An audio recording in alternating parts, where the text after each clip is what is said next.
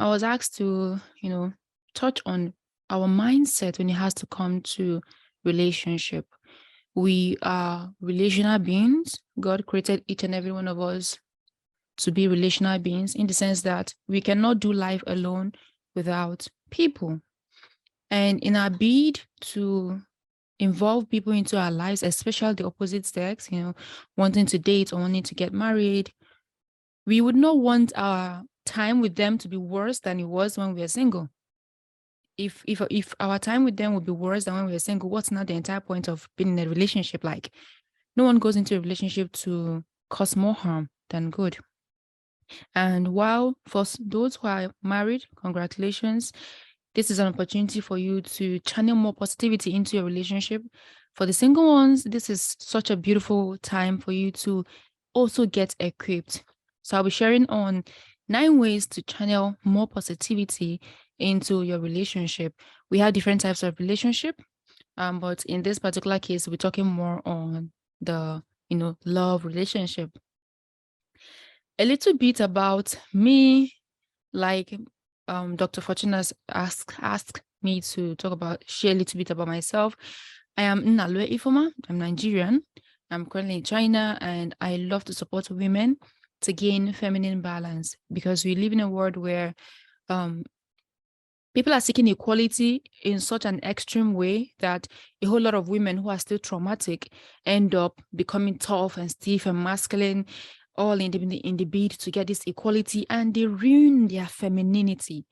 So some persons thought I'm a feminist coach, but no, I am a femininity, a lifestyle coach, and we help and support women to address and overcome their femininity, relationship, and financial pain. Super important. Financial pain, super important. This is no longer the era where we let men just be in the front making all the money. We are not expected to bring money on the table of relationship as the first thing, but it can come as support. You don't have to wait until a man he gives you, or your husband or your fiance gives you money before you will live life. And I do this using my 3-step secrets, which takes me about 12 sessions, 12 weeks with the student or with the client who enroll in the program. And these are my social media handles. To start with, love is not enough. If we are to add, bring positivity into our relationship, love is not enough. When we all started, we're like, oh, I love you so much. Oh, I love you. I love you. I love you. But along the line, you come to realize that love alone does not sustain a relationship. Love alone does not pour in that positivity. There are other condiments to make you work. If you're still tracking with me, say that you're still tracking with me in the comments so that I'll be sure I'm not alone. Or am I alone here? Not at all. We are here. We are all here. Awesome. Thank you so much. All right. Thank you. So love is not enough. And do not go into a relationship that you are not ready to pour into. Don't waste your partner's time. Don't waste your time. Don't add to their hurt. There are so many men today who do not want to go into new relationships because of what they had gone through in their past relationship. There are so many women today who call men scum and do not want to have anything to do with men because of what they had experienced in the past. So you being in your relationship now, or being single, or trying to go into a relationship, or being married, you should know that you have a responsibility when it comes to making it work. It takes 2 people to make a relationship work. It's not just one person. So what are these ways we can bring this pour in positivity into our relationship?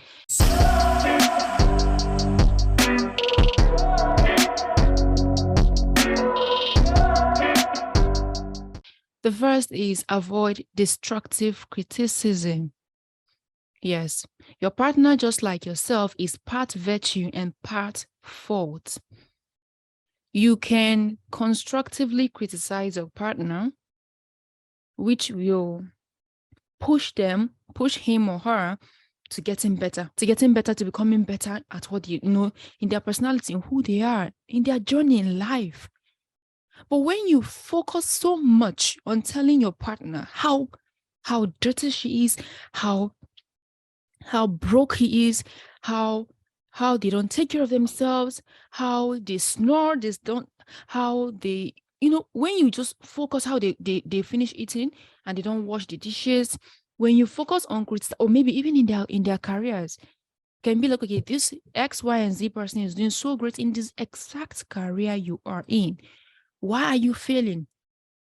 If you want to criticize your partner, do it constructively in such a way that will not make them lose their self-esteem, in such a way that will rather spur them up to become better. Don't dwell so much in their faults, because you know also that you are not 100% perfect. Number 2 is compliment your partner. Yeah. Focus on their strength more than, their obvious flaws. If you keep looking for faults, you'll find 1001 faults in your partner. Yes. If you keep looking for faults, you will find it. And you forget quickly that you too have faults. Compliment your partner if it's possible, on a daily basis. Tell her how beautiful she is. Tell her how you loved the way she made her hair, especially if she made new hair. If he has a new haircut, hype your man, hype your woman. These words, compliment, does something to one's self-esteem and ego. I hope I'm not alone. If you're still tracking together, say, yeah, I get it. You're still tracking together. Preach on. Yes, preach on, girl. All right, Please thank feel you. free to send Yeah. something in the group to really encourage our mom. Send love in chat group. Send love in the chat group to encourage mom. Awesome. Thank you so much. So compliment your partner. Number 3 is respect him, and for him, honor her. I used to share with my clients who are under the Print Woman coaching program. It's a one-on-one coaching program with me. And I share with them, when it comes to the key things kings want from queens. Kings, in the sense, I mean high value masculine men, want from true queens. When you go through that particular topic with me, you understand that's where you know whether or not you are a true queen, or you're just camouflaging and just using the I'm a queen phrase or word. The 3 key things a man wants, if you would add 4 to it, number 1 is respect. Respect is not just respect. I mean respect, which is due regard, in a way that means respect to him. Yes, in a way that really, really means respect to him in particular. Respect is relative, so you respect him. You give him that. Not the second thing a man king wants is sex. The key thing, the very first one is respect. So he can get sex, which is second thing. The third is food, and the fourth is loyalty.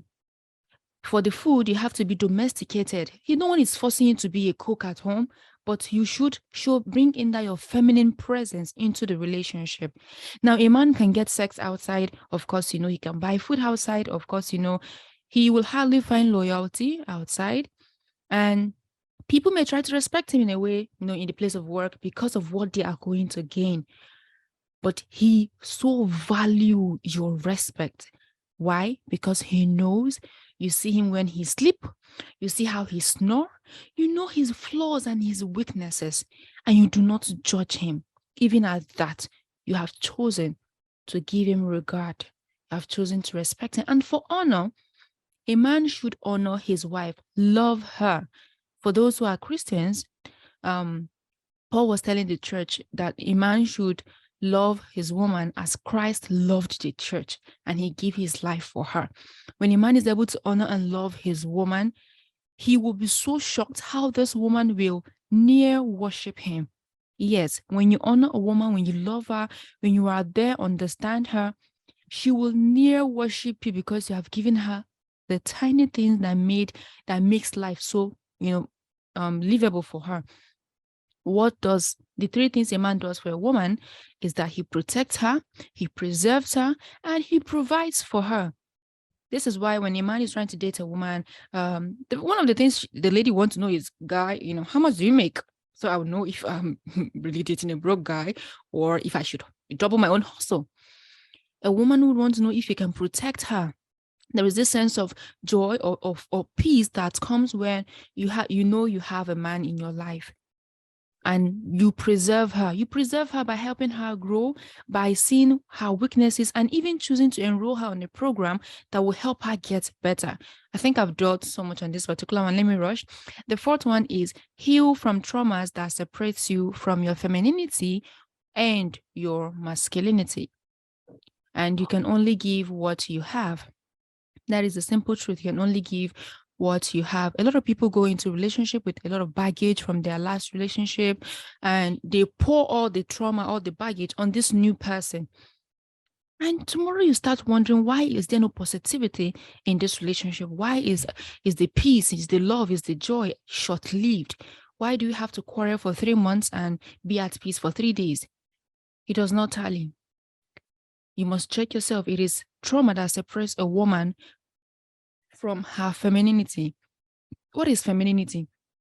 Femininity is you embodying those traits, characteristics, roles, qualities that are meant for women, embodying it, being soft, being charming, being alluring, being supportive, showing empathy, being compassionate, being domesticated, bringing that energy, that feminine energy, and a whole lot more.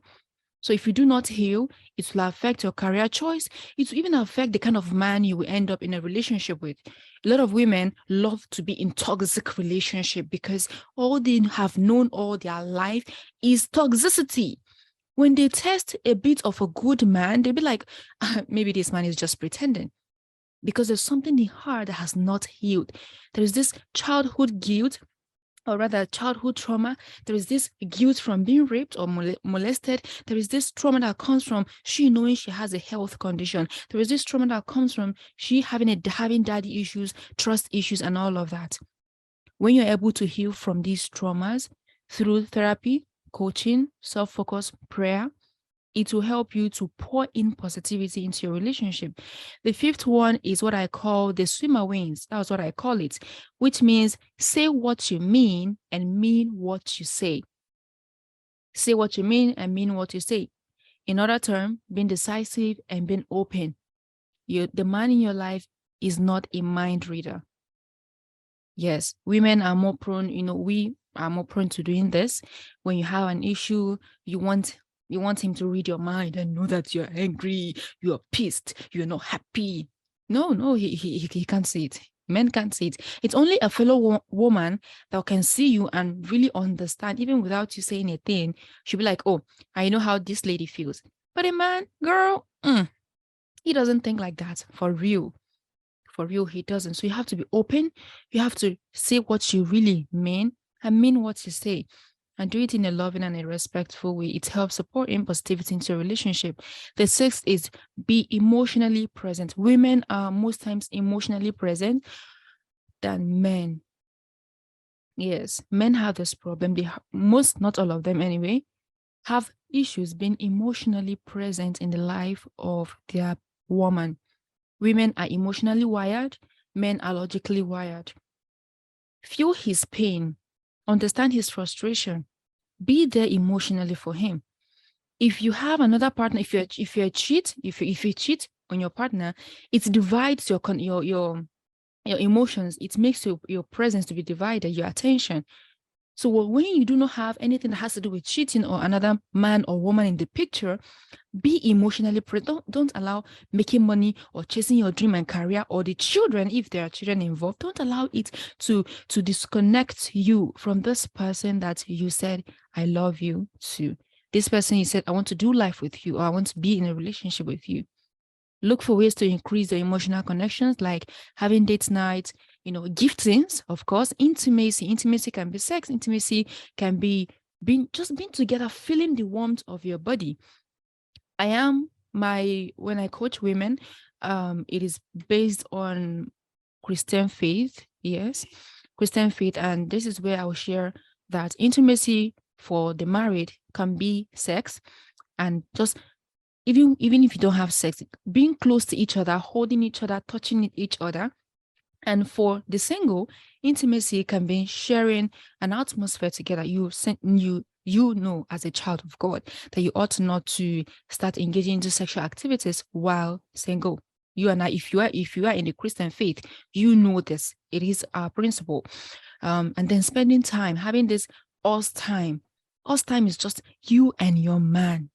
No phones, no children, no, just you, no money conversation, just you and him. Spend time alone. The world is so chaotic. I'm rushing. The 7th one is grow your prayer and word study life. Cling to your core values. I think that's where I'll be stopping. Grow your prayer and your word study life. One of the things in my journey to healing, I had a very traumatic teenage age, and especially in my early 20s, and it affected all the relationship, all the men that were coming for me that wanted to have a relationship with me. We could be good friends, but once it's tell me that you love me, it makes me hate you just like that. Yes, because of the trauma I had carried. And in my journey towards healing, where it started was with God. Where I cannot coach any woman on my program and tell her, oh, do this, do that, minus God. It can be do this, do that. Plus, God has to be the first before other things comes in. He is one who understands the pain you feel in your heart. He's one who knows your temperament, you and your partner's temperament. Even couples who are so much in love with each other have quarrels, have misunderstanding. If they do not seek the wisdom and counsel of God, before you know it, you hear of breaking up and maybe cheating and being emotionally absent and frustration. It can be so frustrating when you are not at peace with your partner. It can be so life draining. So God is one who understands our hearts. He knows what we think in our hearts, and is one who will help us. And in conclusion, I initially said nine ways, but sorry, I meant 7. I think that was a mistake. 7 ways. So in conclusion, be the one to bring in the sunshine to your relationship. Sis, if you're still going through trauma, don't go into a new relationship. Examine the relationship you're currently in now and be sincere enough to ask yourself if you are the one who's always causing the problem, if you are the one who's bringing negativity instead of positivity into the relationship, or if it is him. But before you point to him, point to yourself first. And before he points to you, he should point to himself first. So bring in the sunshine to your relationship. Thank you so much. And I hope I didn't exhaust.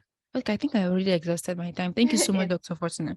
It's fine, ma'am. Wow, that's awesome. I think we should send more love. Send love to Mama. She really deserves these loves. Thank you. Send some hearts, ladies. Send hearts. Thank you.